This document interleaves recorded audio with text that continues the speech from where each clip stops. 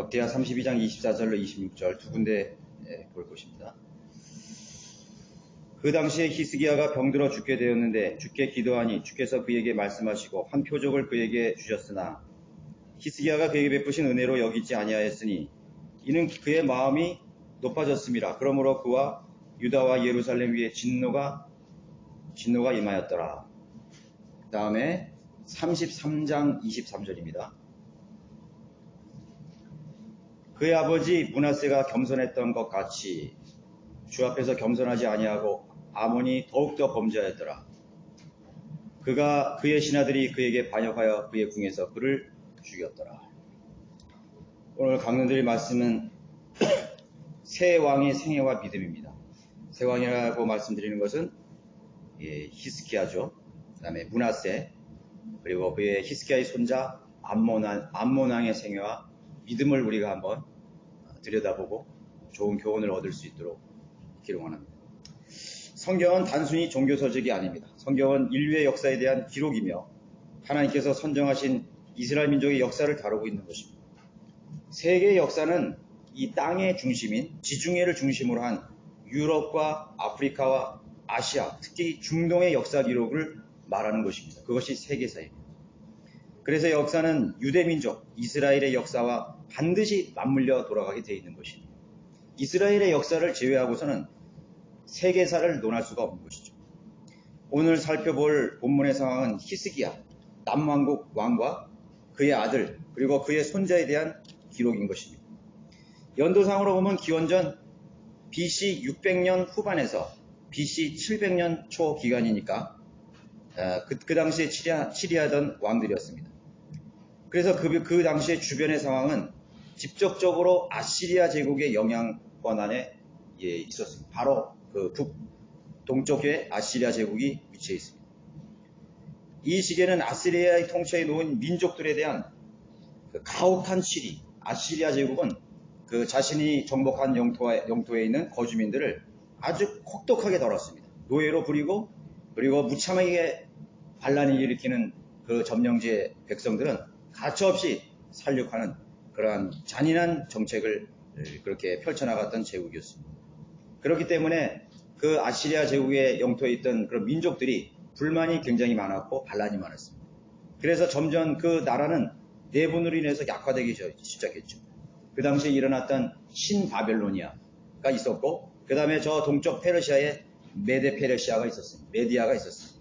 그래서 그런 틈을 타서 신바빌론과 메데페르시아가 연합해서 결국은 아시리아 제국을 정복하고 패망시킨 그런 역사를 가지고 있습니다.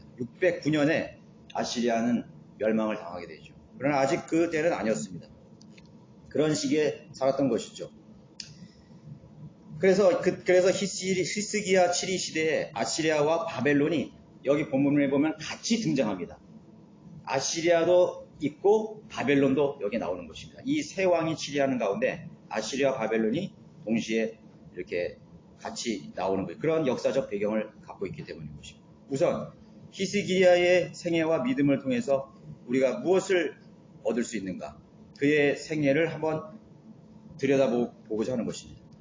남왕국 유다의 왕 히스기야는 굉장히 의로운 왕, 선왕으로 알려져 있습니다. 5명의 악한 양을 제기한 5명의 북이스라엘은 모두가 다 배교한 왕이었죠. 여로보암 시대부터 전부 19명의 왕이 전부 배교했습니다. 한 명도 선한 왕이 없었습니다. 그래도 남왕국은 5명이 있었는데 그래도 결국은 다 배교로 끝나게 버리게 되죠. 그 남왕국 선왕 중에 하나가 히스기야였습니다. 남왕국이 정말 하나님을 버리고 이방의 신들을 숭배하고 있을 때 히스기야는 하나님께로 돌이킬 수 있는, 그 백성을 하나님께 돌릴 수 있도록 개혁을 당행한 그러한 왕으로 기록되어 있죠. 그런데 그가 죽음을 앞둔 시점에서 하나님 앞에 기도했습니다. 하나님께서 그의 생명을 이제 끝내려고 하시는 상황입니다. 하나님께서 그의 생명을 걷어가고 그가 이 지상에서 왕으로서 해야 될 그런 모든 일을 다 마치고 너는 이제 됐다. 그래서 하나님께서 생명을 취하가려고 할 때 히스기야는 그 죽음을 받아들일 수가 없었습니다. 그래서 하나님 앞에 물었습니다. 내가 왜 죽어야 합니까? 내 생명을 하나님 더 연장해 주십시오. 나는 더 오래 살아서 더 많은 일을 해야 됩니다라고 그렇게 생각했던 것이죠. 그래서 하나님께서 그 간절한 눈물을 보시고 15년을 더 하나님께서 기적적으로 연장을 해준 기록을 지금 보여주고 있습니다. 히스기야의 그 전성시대의 생애의 위를 보면 굉장히 큰 위기가 거기에 기록되어 있습니다. 북쪽에 있는 아시리아의 그 사네립 왕, 그 사네립 왕이 이 유다 땅을 침공했던 그 일이었습니다. 사네립은 거의 20만 대군을 이끌고 막강한 군대를 거느리고 유다 땅을 거의 다 점령해서 이제 모든 그런 도성을 다 포위하는 그런 상황에서 항복을 종용하고 있었습니다. 아시리아가 정복한 영토는 어마어마했습니다. 북아프리카의 수단, 현재 이집트, 그 북아프리카의 중동으로서부터 그 멀리 중동의 이란 땅, 또 이라크 메디아, 그리고 북쪽이라는 아르메니아와 또 터키에 이르는 광활한 대영토를 소유한 그러한 강력한 그런 제국이었던 것이죠. 유다 땅을 삼키는 것은 정말 시간 문제였고 어떤 민족도 거기에서 두려워 떨면서 항복을 하지 않은 그런 상황이 되었습니다. 사네립의 군대 앞에 히스기야는 안간힘을 다했습니다. 그리고 그가 한 일이라고는 고작 그 사네립의 군대가 주둔해 있는 그 지역에 물줄기를 막는 일이었습니다. 그 물줄기를 막아봐야 뭐 무슨 일이 일어날 거예요? 뭐 거기만 물줄기가 있습니까? 그러나 히스기야는 안간힘을 써서 총동을 해서 정말 그 성벽을 세우고 또 물줄기를 끊는 그런 최후의 수단을 다했지만은 그거는 소용이 없는 일이었죠. 소용이 없는 일이었습니다. 정말 항복하지 않으면 다 떼줌 살육당할 그런 위기 속에 있었던 거죠. 그런데 이제 32장 13절에 여러분들 보세요. 거기 보시면 이제 사네립이 그렇게 으름장을 놓습니다. 사네립에게 사신을 보내서 이렇게 으름장을 냈죠. 너희는 나와 나의 조상이 다른 땅의 모든 백성에게 한 일을 알지 못하느냐. 아시리아 제국이 한 일을 지금 기억하라는 것입니다. 그 땅의 민족들의 신들이 어떤 방법으로든 내 손에서 그들의 땅을 구해낼 수 있었느냐. 없었다 이거죠. 아시리아 제국 앞에서 아시리아 제국이 섬기는 그 신을 능가할 신이 없었고 또 그 제국을 능가할 힘이 없었다는 것이죠. 14절에 내 조상이 진멸한 그 민족들의 모든 신들 가운데 자기 백성을 내 손에서 구해낼 수 있는 신이 누가 있었기에 너희 하나님이 내 손에서 너희를 구해낼 수 있겠느냐. 그렇기 때문에 너도 잘 그거를 교훈을 얻고 항복해라 이거예요. 우리 마시리아 제국, 이 사네립의 군대 앞에서 어떤 제국도 서지 못했다 이런 것을 말하는 것입니다. 어떤 신도, 어떤 족속의 성적이 숭배하는 그러한 절대적인 신도 다 소용이 없었다는 것을 말하고 있는 것입니다. 이때 히스기야가 백성들에게 어떻게 말했습니까? 그 전에 32장 8절에 보면 히스기야는 이렇게 말했습니다. 그와 함께한 것은 사네립이죠. 아시리아와 함께한 것은 육신의 팔이나 우리와 함께 하시는 분은 주 우리 하나님이시니 그분께서 우리를 도우시고 우리의 싸움을 싸우는 신은도다. 한이 백성이 유다의 히스기야 왕의 말에 안도했더라. 그 진퇴양난의 두려움에 휩싸인 정말 도가니 든 치로 포위당하고 이젠 정말 눈앞에 죽음과 그 패망이 앞둔 그런 상황 속에서 항복 아니면 죽음 앞에서 이 히스기야가 이런 말을 했다는 것은 대단한 믿음이 있었던 것이죠. 평소에 하나님을 얼마나 신뢰하는 것이라는 것을 보는 것입니다. 하나님께서는 우리를 도우신다 이거예요. 그 아시리아의 군대는 육신의 팔로 하지만 우리는 하나님의 위대하신 하나님께서 친히 우리를 도우시겠다는 그걸 말하면서 백성들을 이제 안심시키는 그런 장면이 나오는 것입니다. 그리고 또 그가 그렇게 했을 뿐만 아니라 32장 22절에는 정말 그 하나님이 쓰시는 위대한 선지자 아모스의 아들 선지자 이사야를 불러드립니다. 그리고 이사와 함께 간절히 하나님 앞에 정말 골방에서 둘이 기도합니다. 이 일로 인하여 히스기야 왕과 아모스의 아들 선지자 이사야가 하늘을 향하여 기도하며 부르짖었더라. 여러분들 이 기도가 얼마나 간절했겠습니까? 얼마나 처절했고 얼마나 하나님 앞에 정말 사력을 다하는 그러한 기도였겠습니까? 그렇죠? 예, 자기가 정말 믿음이 있든 아니면 자기가 그냥 형식적으로 했던 그런 말이든 백성에게 한 말이 있고 또 자신이 섬겨왔던 그 하나님에 대한 믿음을 자기가 오늘 간증으로 남길 수 있는 좋은 기회였습니다. 그러나 희망이 없었죠. 예, 할 수 있는 모든 일을 다하고 하나님 앞에 마지막으로 기도하며 부르짖었다고 기도를 하고 있습니다. 그랬더니 21장에 보십시오. 주께서 한 천사를 보내시어 아시리아 왕의 진영에서 모든 힘센 용사들과 지휘자들과 대장들을 멸하셨으니 그가 수치스러운 낯을 하고 그의 고국으로 돌아가니라. 그가 그의 신전에 들어갔을 때 그의 몸에서 나온 자들이 거기서 칼로 그를 죽였더라. 뭐예요? 하나님께서 히스기야의 믿음의 기도와 이사야의 기도에 즉각적으로 응답했던 것을 모르는 것입니다. 어떤 이방의 민족이 이러한 기록의 역사를 가지고 있습니까? 그렇죠? 그걸 가지고 있습니다. 그 내용을 우리가 자세하게 기록된 책이 있습니다. 열왕기 하 여러분 19장 32절을 보세요. 열왕기 하. 하나님께서 그들을 어떻게 멸하시는 것에 대한 그런 더 자세한 사항이 거기에 있습니다. 19장 36절에 나와 있습니다. 35절에서 보겠습니다. 자, 그날 밤에 주의 천사가 나가서 아시리아 진영에서 18만 5천 명을 쳤더라. 군대가 와서 친 게 아니죠.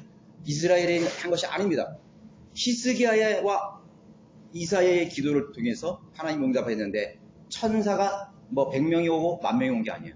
한 명의 천사, 주의 천사 하나가, 주의 천사가 누구죠? 바로 예수 그리스도의 현현이에요. 하나님께서 친히 내려오신 거예요. 18명이 아니라 뭐예요? 18만 5천 명을 쳤어요. 사람들이 아침에 일찍 일어났더니 보라 그들이 죽은 시체더라. 하루아침에 18만 명이나 되는 그러한 메뚜기가 죽은 것도 아니고 정말 그 돼지떼가 죽은 거지 사람의 시체가 18만 명이 쌓여 있습니다. 36절에 그리하여 아시리아의 사네립 왕이 떠나 얼마나 두려웠겠습니까? 이거는 떠날 수밖에 없는 거예요. 사네립 왕이 도망갔죠. 그래서 아시리아 니누에 거하였습니다. 그리고 그가 자기가 숭배하던 신 앞에 갔습니다. 그 신의 이름은 니스록의 신당이었는데 니스록의 신당에게 경배를 할 때 그의 아들들 아드람 멜렉과 사레셀이 칼로 그를 죽였고 아르메니아 땅으로 도망하니 그의 아들 에살핫돈이 그를 대신하여 치리하더라. 하나님이 어떻게 사네립의 그런 망언을 심판하셨습니까? 하나님께서 히스기야의 기도를 어떻게 응답하십니까? 이 사네립이 어떻게 죽었습니까? 자기 아들의 칼에 죽은 것입니다. 이방의 신 니스록, 자신의 신인 니스록을 숭배할 때 그 신전에서 자기 아들의 칼에 의해서 살해를 당한 하나님의 심판이 있었던 것이죠. 자신이 자랑하던 신 니스록의 신당 경배할 때 자신의 후손들이 혈육들이 의해서 죽임을 당했던 것이죠. 여러분, 한 국가와 민족의 지도자의 죽음은 역사를 운행하시는 하나님의 섭리인 것입니다.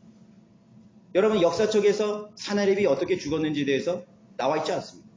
그러나 이 성경은 사네립이 어떻게 죽었는지를, 왜 죽었는지를 말씀해주고 있는 것이죠.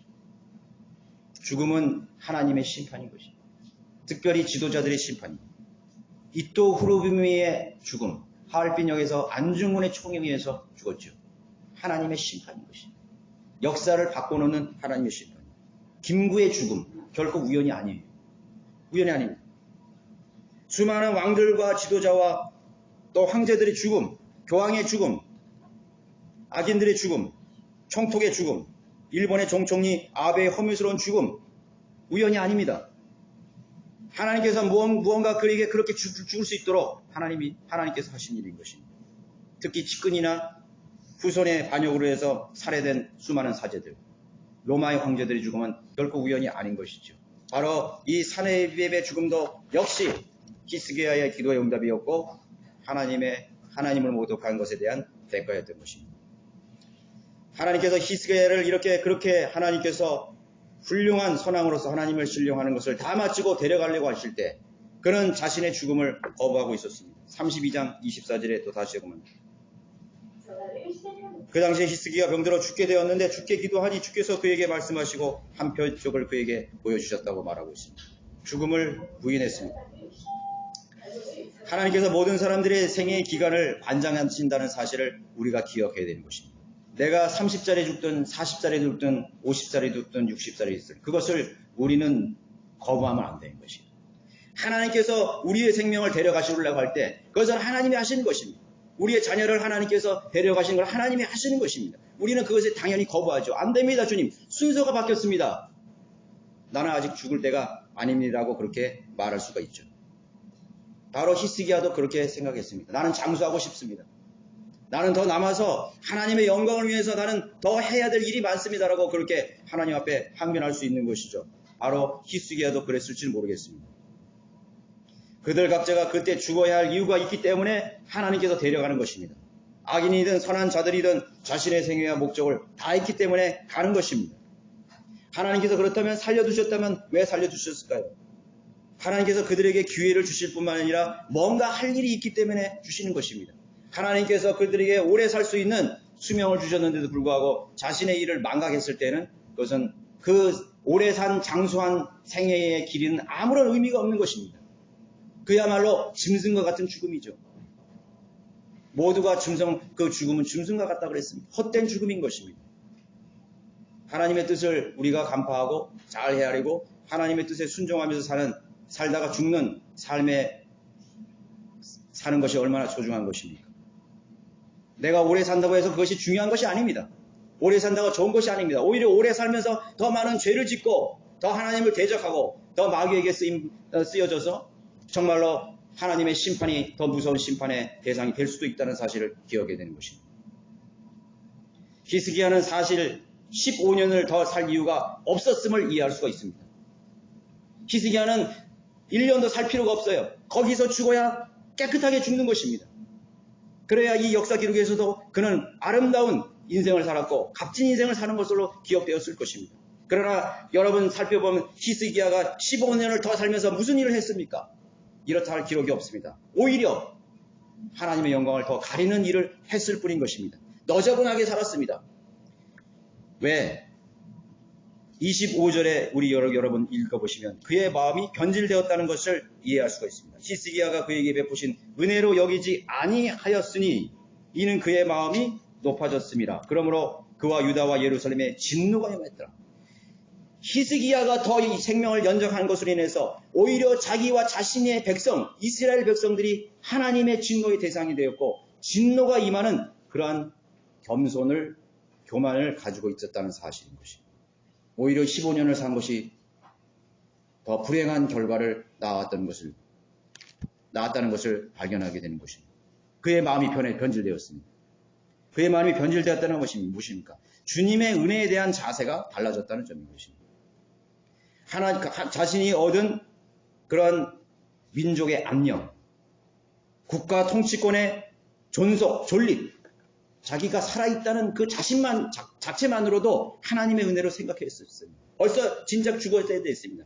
그 민족은 진작 아시리아의 포격에 대해서 비참한 노예로 타 민족과 같은 그런 운명 속에서 살아야 될 정말로 그 역사가 끝나는 불운한 상황에 있어야 되는 것이죠. 그러나 히스기야는 살아있습니다. 백성들도 평안하고 안녕되어 있습니다. 모든 것이 하나님이었습니다. 그러나 그것을 하나님의 은혜로 생각하지 않았습니다. 오히려 자기의 백성을 더 불행하게 만들 만한 원인을 제공했을 것입니다.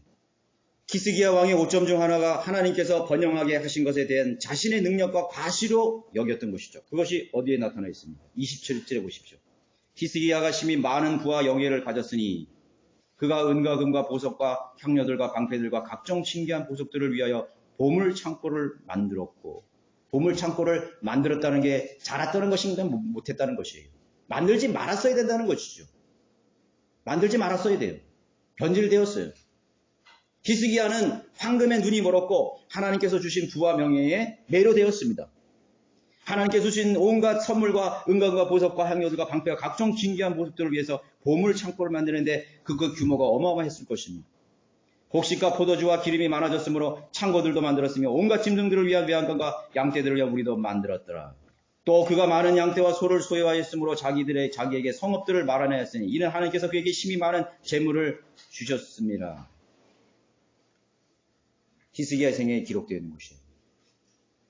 하나님과 히스기야와 하나님 사이에 뭔가 장애물이 생긴 것입니다. 그 장애물은 사내립이 아니었습니다. 신앙의 위기가 아니었습니다. 가난이 아니었습니다. 외세의 침공도 아니었습니다. 핍박도 아니었습니다. 무엇입니까? 하나님과 나 사이에 가로막았다는 것은 오히려 하나님께서 주신 선물이었습니다. 부였습니다. 재물이었습니다. 평안이었습니다. 국가의 안녕이었습니다. 강성한 국가의 그런 밭이었습니다. 그것이 하나님과 나 사이를 가로막은 것이. 여러분, 우상이 무엇입니까? 하나님과 나 사이에 있는 것이 그것이 우상이죠. 오히려 히스기야는 개혁을 한답시고 많은 우상들을 철폐했습니다. 아세라를 베어내고 우상들을 헐어내고 산당들을 다 파괴했습니다. 정말 그는 하나님을 그렇게 두려워하며 섬겼습니다. 그러나 그 산의 히스기야 속에 정말 자신이 인식하지 못한 그 이방신이 있었는데 그것은 바로 부였습니다. 명예였습니다. 재물이었습니다. 하나님께서 주신 막강한 국력이었습니다. 그 보이지 않는 그 대상이 그 우상을 대신하고 아세라를 대신하고 있었습니다. 그 마음이 교만했다고 성경은 말씀하고 있는 것입니다. 그래서 급기야 어떻게 했습니까? 여러분 왕하 20장에 한번 보십시오. 왕하 20장 12, 13절에 보시면 바벨론이 하나님께서 15년을 연장케 해주시고 병들어서 기도할 때에 상황을 말하는 것입니다. 그때 바벨론 왕, 여긴 바벨론 왕이죠. 자, 아까 제가 그 세계의 주변 상황을 말했죠. 아시리아의 기운이 기울어져 가고 신바벨론이가 이제 세계 무대 위에서 올라오기 시작하는 그 때인 것입니다. 히스기야는 어떻게 보면 굉장히 외교적인 처세술이 강력했습니다. 어떤 때는 아시리아에, 어떤 때는 또 바빌론에게. 그때 바빌론 왕 발라다리의 아들 브로닥 발라단이 히스기야에게 서신과 예물을 보냈으니 이는 히스기야가 병든 것을 그가 들었습니다. 히스기야가 사자들에게 경청하고 그 사자들에게 그의 모든 귀중한 창고와 은과 금과 향료와 값진 향료와 무기고와 그의 보물창고에 있는 모든 것을 보여주었더라. 히스기야가 그의 왕궁과 그가 다스리는 모든 곳에서 그들에게 보여주지 아니한 것이 없었더라. 자기가 병들어 죽게 되었는 상황 속에서 자기가 가진 부와 국력과 보물창고를 자랑하고 싶어 했던 것입니다. 그렇죠? 자기의 영광을 뽐내는 것입니다. 자기의 능력을 과시하는 것입니다. 마치 자기가 그것을 이뤄낸 것처럼, 자기 민족을 그렇게 이뤄낸 것처럼, 봐라요. 다 보십시오. 이게 반 내 겁니다. 분명 히스기야는 변질되었죠. 그럼에도 하나님께서는 자비롭게 히스기야의 간청을 들어준 것이에요. 그럼 무엇을 말하는 것입니까? 오래 산다고? 그것이 중요한 게 아니에요. 오래 산다고 중요한 것이 아니에요. 자신의 업적처럼 그 보물들을 바빌론에게 다 보여주었습니다. 하나님께서는 어떤 죄들보다도 교만한 자를 하나님께서 증오하십니다. 버리시는 것입니다. 교만은 멸망의 선봉이라고 했습니다. 하나님께서는 겸손한 자를 사랑하십니다. 그가 아무리 큰 능력을 가지고 그가 아무리 큰 하나님을 두려워하고 하나님에 대한 믿음이 있었다 할지라도 그가 어떤 사역에 큰 열매를 가졌다고 하더라도 교만하는 순간 그는 나락으로 떨어지는 것입니다. 그것을 조심해야 되는 것입니다. 많은 하나님의 신실한 종들이 교만 때문에 쓰러졌습니다. 교만 때문에 유종진미를 거두지 못했습니다. 많은 사람들이 유업을 잃어버리기도 합니다. 천년왕국에서. 하나님이 버리시는 것입니다. 성령이 떠나가시는 것입니다. 얼마나 많은 하나님의 종들, 하나님께서 쓰시는 필라델피아의 그런 많은 우리 종들이 하나님 앞에 그렇게 처음에 그 자세, 낮아지는 자세, 겸손한 자세, 하나님을 두려워하는 자세, 나는 아무것도 아니, 나는 nothing입니다. 그렇게 하나님 앞에 고백했던 그들이 하나님께서 주신 그 복으로 인해서, 하나님이 주신 그 능력으로 인해서 교만해서 얼마나 많은 사람들이 그 사역을 중단했으며 또 실패했으며 그리고 마귀의 종이 되고 배교까지 했습니까? 교만은 참으로 무서운 죄인 것입니다. 인간의 본성은 위기와 고난 앞에서 하나님을 찾기 마련인 것입니다.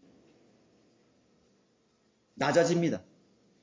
위기 앞에서 나는 낮아져요. 절체절명의 순간 속에 낮아집니다. 사랑하는 사람이 죽고 가난해지고 사업이 위기에 처하고 자녀들이 내 뜻대로 안 되고 하나님의 사역이 뜻대로 안 되고 마치 기도가 응답이 안 되는 것처럼 그렇게 모든 상황이 돌아갈 때 정말 하나님 앞에 엎드리고 낮아지게 마련이죠. 그러나 부와 명예와 평화의 때, 번영의 때 하나님의 은혜와 자비를 정작 망각해 버리는 것이 인간의 본성이라는 사실을 기억해요. 이사야 선지자가 뭐라 했습니까? 책망했죠. 왜 보여줬습니까? 왜 자랑했습니까? 왜 교만해졌습니까? 왜 하나님을 잊었습니까? 당신이 한 것이 아닌데 하나님께서 여기서 이 중에서 주시지 않은 것이 있었습니까? 당신이 이것을 자랑하라고 주셨습니까? 뽐내라고 주셨습니까? 과시하라고 주셨습니까? 절대로 그렇게 주신 거 아닌데 왜 보여줬는 것이에요? 히스기야의 대답이 너무나 실망스러워요. 히스기야가 이 이사야 선지자의 말에 어떤 반응을 보였는지 여러분 너무나 놀랄 것입니다. 여러분 왕하 20장 다시 한번 보세요. 17, 19절에 이사야 선지자가 꾸짖었을 때 히스기야 왕은 거기서 통회했어야죠. 통회했어야 마땅한 것입니다. 그러나 여러분 17절에 보세요. 자, 거기 히스기야가 책망하는 책망이 나오죠. 보라, 그날들이 이르니 내 궁에 있는 모든 것과 내 조상들이 이날까지 창고에 쌓아둔 것이 다 바벨론으로 옮겨지고 아무것도 남아있지 아니하리라. 주가 말하는. 실제로 그렇게 했어요. 바벨론이 침공했을 때 그 재물을 다 가져갔습니다. 또 그들이 내게서 내가 낳을 내 아들들 중에서 데려갈 것이요. 자기 자식들도 다 데려갑니다. 이게 얼마나 참으로 비극적인 결말입니까? 예언입니까? 그들이 바벨론 왕궁에서 내시들이라 데려갈 뿐이 아니라 거세를 해가지고 다 바벨론의 그 이방의 황제를 왕을 숨기는 내시로 만들어버리겠다는 거예요. 자기 후손들을. 이것보다 더 무서운 하나님의 심판의 예언이 어디 있습니까? 청천벽력과 같은 것이죠. 이 말씀하신 주의 말씀이 그랬더니 히스기야가 어떻게 이사야에게 대답합니까? 당신이 말씀하신 주의 말씀이 선하시도다 하고 또 그가 말하기를 만일 나의 날에 화평과 진실이 있다면 좋지 않겠나이까? 이 얼마나 정신 나간 대답인 것입니까? 미친 사람 아니면 이렇게 대답할 수 없어요. 정말 히스기야는 정말 하나님 앞에서 모든 생각과 판단력을 다 잊어버린 채 그렇게 이상하게 파리만큼 변절되어 왔습니다. 자기의 모든 재물을 다 빼앗기고 자신의 백성들이 다 바빌론의 포로가 되고 그리고 자신이 낳은 그 아들들이 포로로 비참하게 끌려가서 그 바벨론을 왕들을 섬기는 내시가 되겠다는 그런 무시무시한 그런 예언을 듣고도 나만 편하면 그만입니다. 나만 잘 먹고 잘 살고 장수하다 살면 그것으로 나는 족합니다. 내 후손이 어떻게 되든 말든 내 백성이 어떻게 되든 말든 나는 알 바 아닙니다. 당신이 한 말이 정말 선합니다. 여러분 이 히스기야의 대답을 여러분 의미해 보면서 어떤 생각이 드는 것입니까? 너무나 잔인하죠. 너무나 잔인한 사람이 자기 자식들이 포로로 끌려가서 내시가 되어서 인생을 망친다는 그런 청천벽력 같은 선언을 듣고도 히스기야는 내가 사는 동안에 그냥 건강하다가 잘 먹고 잘 살면 그것으로 족하지 않겠습니까? 그렇게 말하는 것입니다. 거기에 대한 반응이죠. 그것이 히스기야의 생애에서 배우는 교훈인 것입니다. 오래 산다고 좋은 게 아닌 것이에요. 오래 살아서 믿음을 버리고 배교하고 하나님의 은혜를 망각해버린다면 자신이 지금까지 쌓아온 그런 모든 것들이 다 무엇이 어떻게 평가되겠습니까? 다 하나님의 말씀에 기록되어 있습니다. 하나님의 심판이 대상이 되는 것입니다. 두 번째, 히스기야의 아들 므낫세의 생애와 믿음에 대한 기록을 우리가 살펴보는 것입니다. 므낫세는 아버지 히스기야 만도 못한 왕으로 그렇게 기록이 되어 있습니다. 므낫세는 악한 왕들 가운데서 가장 악한 최악의 왕이었다고 기록이 되어 있습니다. 그러나 저는 결코 그렇게 생각하지 않습니다. 그의 악함, 그의 배교에도 불구하고 그는 하나님 앞에 큰 자비와 은혜를 받은 왕으로 우리가 기억할 수 있습니다. 므낫세는 아버지 히스기야의 왕의 생애와 대조되는 삶의 행적을 보여주고 있습니다. 므낫세의 모든 전생의 삶, 전반부나 중반부나 후반부 모든 종류의 배교를 다 저질렀습니다. 모든 악한 일을 다 저질렀습니다. 그같이 악한 왕도 없었습니다. 여러분 33장 보십시오. 역대하 33장 2절 6절에 보시면은 그가 주의 목전에 악한 것을 행하였으니 주께서 이스라엘 자손 앞에서 내쫓으신 이방에 가증한 것을 본받았더라. 아버지가 내쫓은 왕을 다시 끌어들였어. 그리하여 그가 그의 아버지 히스기야가 헐어버린 산당들을 다시 짓고 바알들을 위한 제단들을 쌓으며 아세라들을 만들고 하늘의 군상에게 경배하고 그것들을 섬기더라. 또 그가 주의 전 안에 제단들을 지었으니 이는 주께서 전에 말씀하시기를 내 이름을 예루살렘에 영원히 두리라 하신 곳이라. 또 그가 주의 전에 두 뜰들에 하늘의 모든 군상들을 위한 제단을 지었으며 그의 자녀들도 흰놈의 골짜기에서 불을 통과하게 하였고 자기 자녀들을 우상에게 불로 바쳤다는 것이죠. 제물로 산채로 바쳤어요. 또 때를 살피는 마법을 쓰고 요술을 뜨며 부리는 영과 마법사들을 상대하여 주의 목전에 많은 악을 행하여 그분을 경록해 하였더라.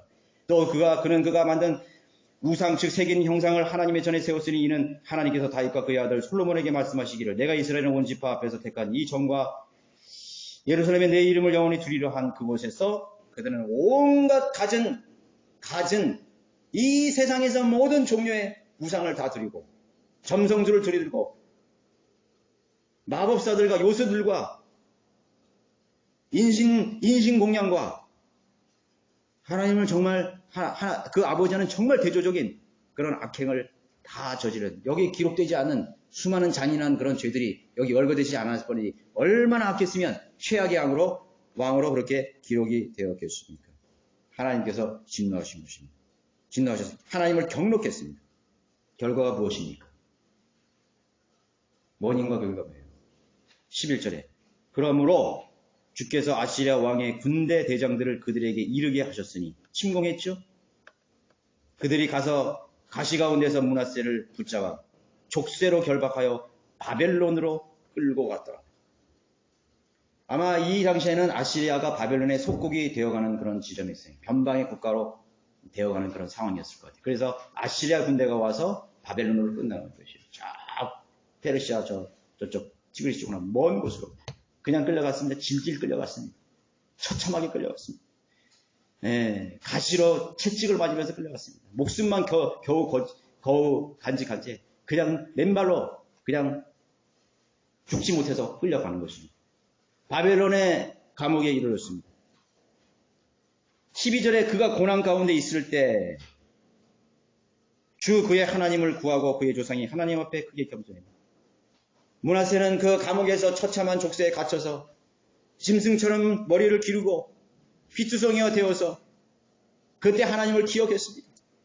그가 자신이 어린 날부터 젊은 날까지 했던 그 자신의 악한 행위들과 그리고 자신의 죄들을 기억했습니다. 돌아봤습니다.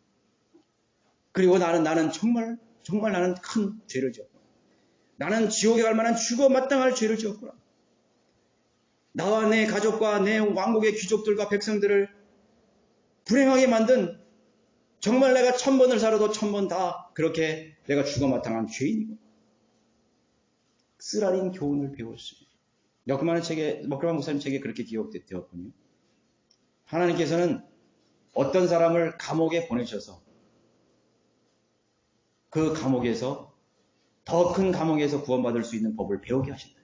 하나님께서는 우리의 죄값을 치르게 하셔서 우리 이 지상에서 죄값을 치르는 과정 가운데 우리가 받는 그 고난을 통해서 더 무서운 지옥의 형벌로부터 우리를 구원할 수 있는 기회를 주시는 것입니다. 하나님께서는 쓰라린 고통과 가난과 처절한 비극 속에서 중요한 교훈을 배우게 하신 므낫세가 그것을 배운 것이에요.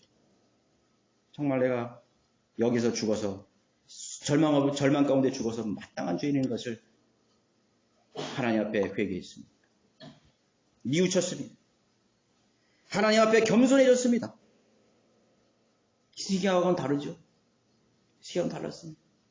13절에 그분께 기도하니 주께서 그의 간청을 받아주시고 그의 간구를 들으시어 그를 다시 예루살렘 그의 왕국으로 데려오셨더라. 그때 므낫세가 그분이 하나님인 것을 하나님을 배우는 것이에요. 하나님을 알았습니다. 하나님은 정말로 자비하시고 은혜가 풍성하신 것입니다. 하나님께서는 이 세상에 어떤 죄인이 아무리 극악무도한 죄를 지었다 할지라도 하나님 앞에 뉘우치기만 한다면 하나님은 인간 같지 않아요. 하나님은 능히 용서해 주실 수 있는 자비와 은혜가 풍성하신 하나님이신 것입니다. 우리의 지금까지의 과거가 다 잘못되고 정말 하나님을 대적하고 수많은 실수들을 저질렀다 할지라도 하나님 앞에 그것에 대해서 자박하고 뉘우치기만 한다면 하나님께서는 다시 한번 기회를 주시고 자비와 은혜를 베풀어주는 정말 동정이 많으시고 긍휼이 풍성하신 놀라우신 하나님이라는 사실을 기억해야 됩니다. 여러분들은 아마도 므낫세보다 나을 거예요. 하나님께서는 그의 아들 예수 그리스도를 이 땅에 보내주셔서 정말 지옥에서도 해결할 수 없는 그 죄를 다 용서해 주셨습니다. 인간은 말합니다. 나는 너 죄를 용서할 수 없어. 나는 네가 한 말을 내가 받아들일 수 없어. 그렇게 말할지 모르겠죠. 그러나 하나님은 인간과 달라요. 인간은 악해요. 용서할 줄 몰라요. 그러나 하나님께서는 정말 자비하시고 그 자비와 긍휼이 하늘 끝에서 저 땅 끝보다 더 넓으신 그런 바다보다도 더 넓은 자비와 은혜를 가지고 계신 분이십니다. 그러나 그분 앞에 나아가기만 하면 널리 용서해 주시고 하나님께서 그를 정말 영원한 지옥의 형벌과 불행으로부터 우리를 구해 주신다는 주실 수 있는 있기에 충분한 분이심을 우리에게 오늘도 교훈해 주고 있는 것입니다. 인간이 평가하기에는 므낫세가 최악의 왕이요 최악의 배교자요 최고로 자기 아들을 자기 자식을 불 가운데로 집어넣을 만큼 그렇게 잔인무도한 왕이었다. 그럼에도 하나님께서는 그를 용서하셨다는 사실에 우리는 놀라지 않을 수 없는 것입니다. 정말 위대하신 하나님이시다. 그의 자비가 위대하시다 말하고 있는 것입니다. 므낫세가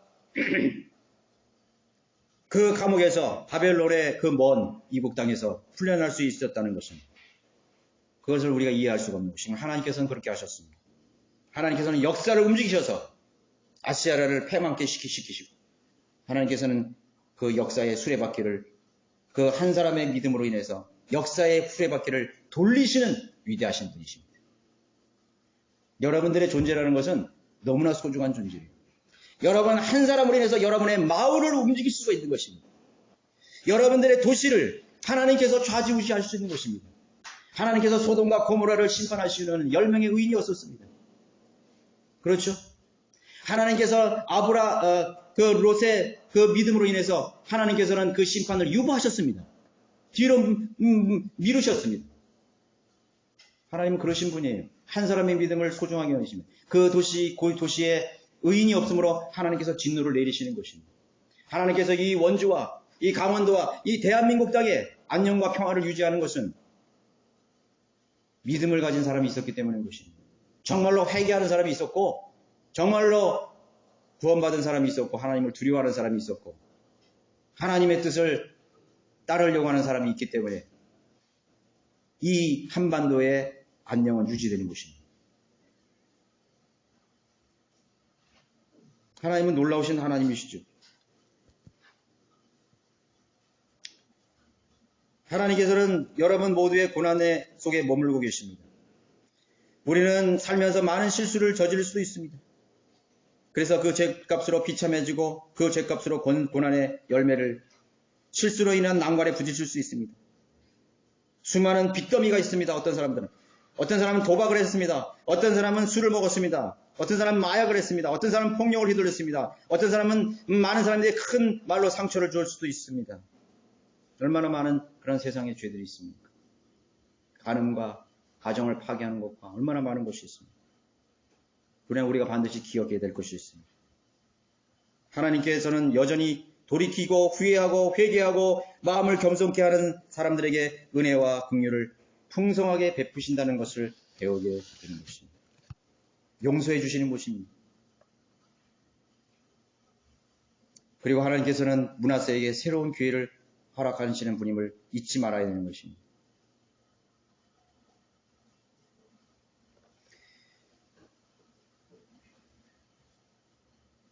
시편 25편 7편에 오 주여 내 젊은 시절의 죄들과 내 죄과들을 기억하지 마시고 주의 자비를 따라 주의 선하심을 인하여 나를 기억하소서.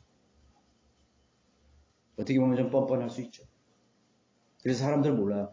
야, 저 사람을 많이 있는 사람 죽은 사형수가 말이죠. 죽기 전에 사람을 그렇게 많이 죽인 사람이 예수님을 영접하고 하나님의 은혜를 알았을 때 그 사람이 고백한 거예요. 난 하늘나라 간다.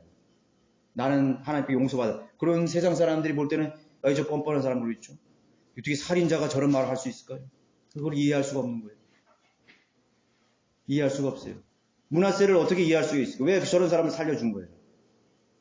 그러나 므낫세가 그 처절한 지하 감옥에서 드렸던 하나님의 기도를, 하나님과의 만남을 못 받잖아요. 우리는 하나님과의 비밀을 가진 사람들이에요. 그것이 중요한 것입니다. 그러나 이 세상에서 죄값을 한 치르게 하시죠. 그러나 하나님의 영원한 심판으로부터 구해주시는 것입니다. 그것이 그리스도인이에요. 그리스도인이에요. 그러나 우리는 그러한 겸손을 항상 가지고 있어야 됩니다. 므낫세가 자신의 생에서 어떻게 고국으로 들어와서 어떻게 살았겠습니까? 나는 용서받은 자다. 나는 은혜를 받은 자다. 나는 어떤 사람들의 그런 용서보다도 더 큰 은혜를 받은 사람이다. 정말 만단한 받은 그런 은혜를 받은 자라고 살았을 거 아니에요? 그렇게 살았을 것입니다. 겸손하게 살았을 것입니다. 모든 기회가 다 사라졌을 수도 있어요. 만신창이 된 육신, 잃어버린 기회. 그러나 그는 하나님을 알았다는 것입니다. 이후에 그가 다윗 성읍 밖 기원 서편 골짜기에 성벽을 쌓아 물고기 문 어기까지 이르게 하고 또 배를 둘러싸 10이 높게 올렸습니다. 또 유다의 모든 방벽친 성벽들에는 군대 대장들을 두었더라. 그가 이방신들과 우상들을 주의 전에서 제거하였고 주의 전에 상과 예루살렘에 세웠던 모든 제단들을 성읍 밖으로 내버렸으며 주의 제단을 계수하고 그 위에 화목제와 감사제를 드리고 유다에 명하여 이스라엘 주 하나님을 섬기라고 하더라. 섬기라고 하더라. 여러분, 히스기야 그 아버지가 했던 그 일들을 이제 하는데 히스기야가 했을 때 하고 므낫세가 했을 때의 상황을 한번 상상해 보십시오. 아마도 므낫세는 정말 피눈물 같은 눈물을 흘리면서 이 일을 했을 것입니다. 하나님 나를 용서해 주셨다. 이 일이 얼마나 소중한 일인가. 하나님을 섬기는 것이 얼마나 소중한 일인가. 하나님께서 내가 이 일을 하시기 위해서 저 감옥에서 나를 건져주셨고 하나님의 자비와 은혜 가운데서 나에게 기회를 주셨다. 한순간이 하나님의 은혜에 대한 감격과 눈물로 그 일을 했습니다. 우리가 하나님을 섬기는 사람들의 모양도 다 다를 것입니다. 어떤 사람은 의무적으로, 어떤 사람은 남이 하니까, 어떤 사람은 내가 보니까 판단에 옳은 것이니까 할 수 있습니다. 여러 가지 모양의 동기들을 할 수 있습니다. 그러나 어떤 형제와 어떤 자매들은 그 정말 가슴에 자신을 용서하신 하나님의 그 은혜에 감격해서 그 정말 지옥 같은, 아니 정말 그 비참한 그런 영원한 불덩이에서, 그리고 그 헛된 내 육신의 삶 속에서 나를 건져주신 하나님의 은혜에 감격해서 정말 그 벅찬 마음으로 그 작은 일에 신실하게 하나님 앞에 섬기며 봉사하는 자매와 형제들이 있을 것이에요. 다 다르죠? 동기가 다 다를 것입니다. 우리 그리스도인이 하나님을 섬기는 동기와 의무는 바로 그것이 되어야 됩니다. 바로 므낫세와 같은 자세. 그저 하나님께서 주신 복으로 나는 편안하게 살겠다. 나는 이 정도면 되겠다. 그리고 그것이 어느덧 슬며시 그것이 자신이 모르는 사이에 교만이 되고 자신의 마음을 높여주는 그런 상황보다도 얼마나 더 좋은 영적인 상황인 것입니까?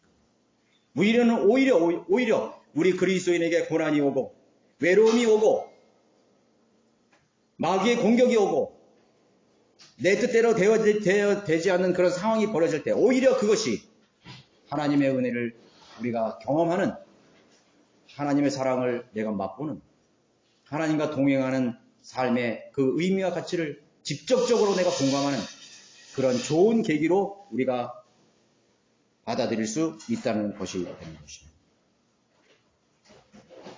므낫세는 그렇게 자신의 남은 생활을 최선을 다해서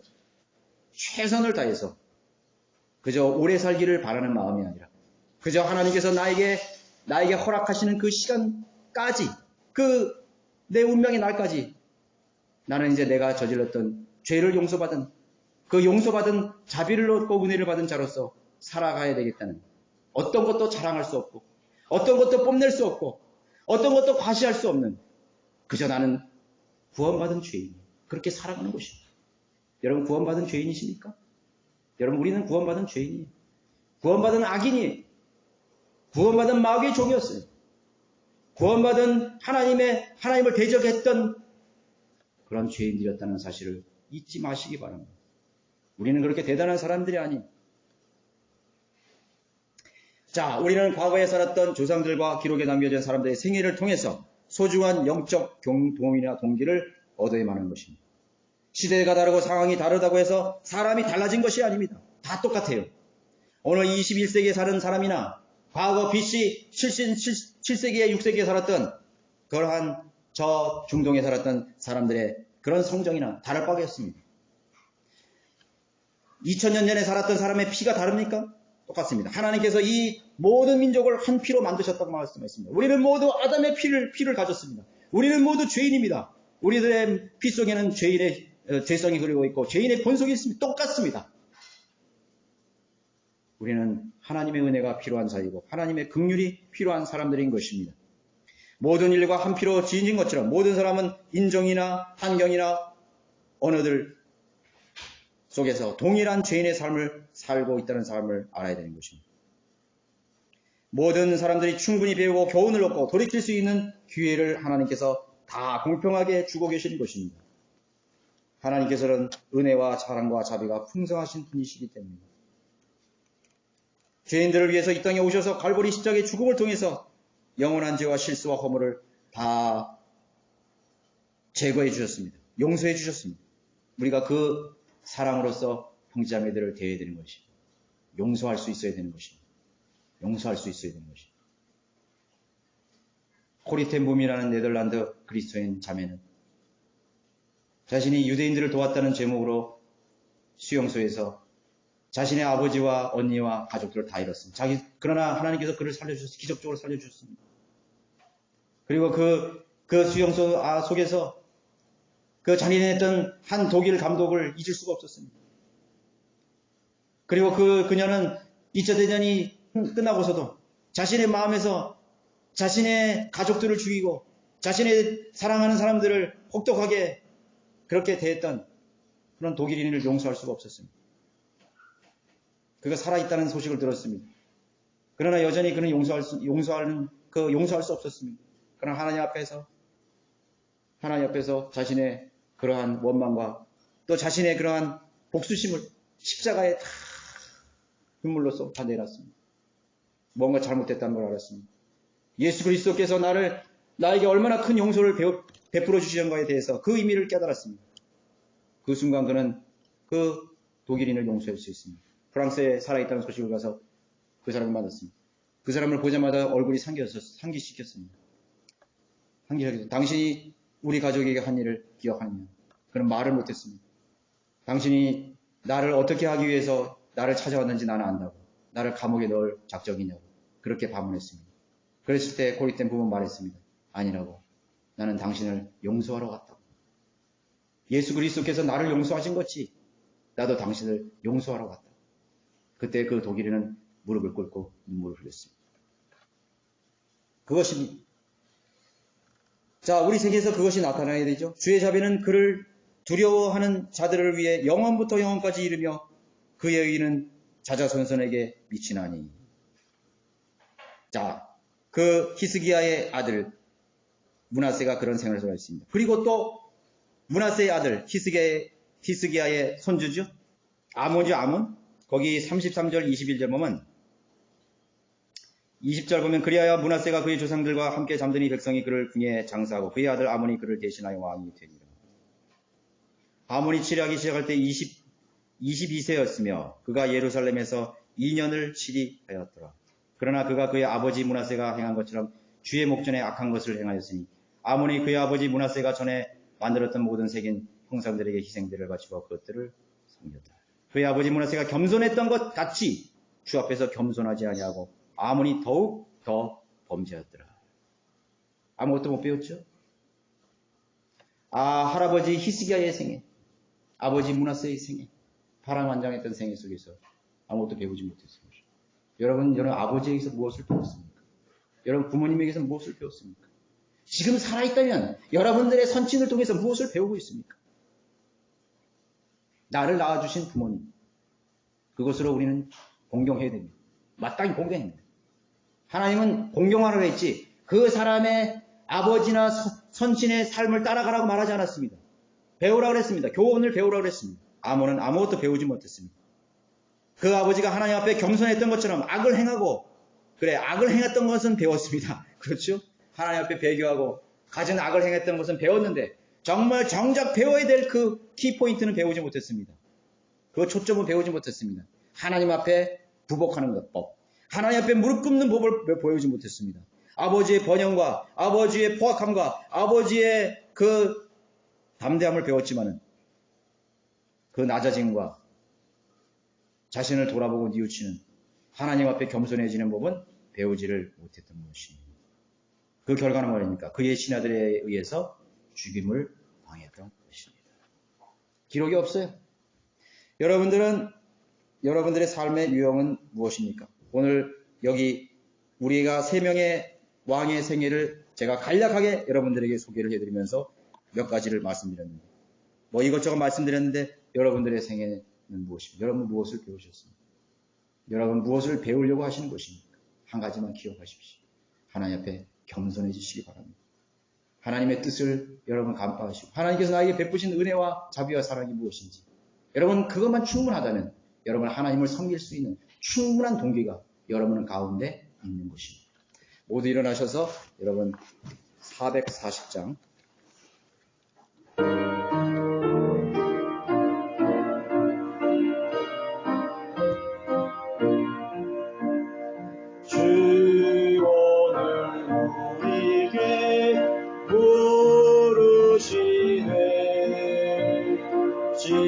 진실로 내가 널 사랑하느냐 주님께 너 받은 모든 것을 최고로 좋은 것을 드리세 주를 위한 일이 복되라 주는 우리 몸을 원하네 주님께 너 받은 모든 것을 최고로 좋은 것을 드리세 주오늘 내 집에 찾아오면 반갑게 뛰어가 영접하려나 못 찾은 난 그 손 붙잡으며 최고로 좋은 자리 드리세 주를 위한 일이 복되라 주는 우리 몸을 원하네 주님께 너 받은 모든 것을 최고로 좋은 것을 드리세 우리의 일할 날 쇠진하고 주 앞에 제가 귀 서는 날에 주 우리 외모를 안 보시고 최선을 드린 자를 보시네 주를 위한 일이 복되나 주는 우리 몸을 원하네 주님께 너 받은 모든 것을 최고로 좋은 것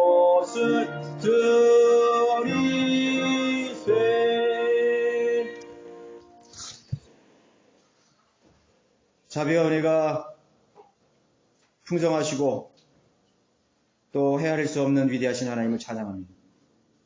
용서받을 수 없는 죄, 영원히 지옥에서도 불살라져도 없어지지 않는 그 죄를 갈보리 십자가에 그 예수님 하나님 자신의 몸으로 그 핏값으로 다 제거해 주시고 그리고 무조건적으로 우리의 죄를 용서하신 그 하여 같은 하나님의 사랑에 다시 한번 감사드립니다. 우리가 얼마만큼 오늘 이 시간까지 하나님 대적했고 불신으로 살았으며 원망과 시비와 다툼 가운데 살았습니까? 하나님 앞에서 우리가 배우지 못하고 그리고 낮아지지 않았던 저희 죄들이었습니다. 주님 다 알고 계십니다. 우리가 알지 못하는 죄들도 남아 있습니다. 지금 이 시간도 우리는 죄 가운데 있습니다. 자랑할 것이 없습니다. 그저 하나님의 은혜로 우리가 살아갈 뿐이라고 하나님 앞에 우리가 고백할 수 있는 정말 문에세가 그 처절한 그 고난의 잔을 마시면서 자신의 죄를 뉘우친 것 같이 우리가 자신을 돌아볼 수 있는 그런 우리 자신이 되기를 원합니다. 오늘뿐만 아니라 우리가 매 순간마다 우리 자신이 왜 살아있는지 우리가 왜 우리가 생명을 연장하고 있는지를 하나님 앞에 묻고 답을 얻을 수 있게 되기를 원합니다. 우리는 히스기야 므낫세와 아몬의 생애를 통해서 우리가 많은 것을 배울 수 있습니다. 주님께서 우리에게 그 이상의 무엇인가를 우리에게 주셨다고 우리는 믿습니다. 우리가 하나님과 동행하면서 우리가 늘 배우는 자세로 겸손한 자세로 우리가 처음 구원받은 사람처럼 처음 우리가 용서받은 사람처럼 그렇게 살다가 우리가 겸손하게 주님을 맞이할 수 있도록 역사해 주십시오. 아버지 하나님 우리의 기도가 응답되게 해 주십시오. 고난 가운데 하나님께 부르짖는 기도가 있습니다. 하나님 처절한 가운데 하나님 앞에 마음으로 드리는 기도가 있습니다. 하나님 응답해 주시고 하나님의 영광을 위해서 써주십시오.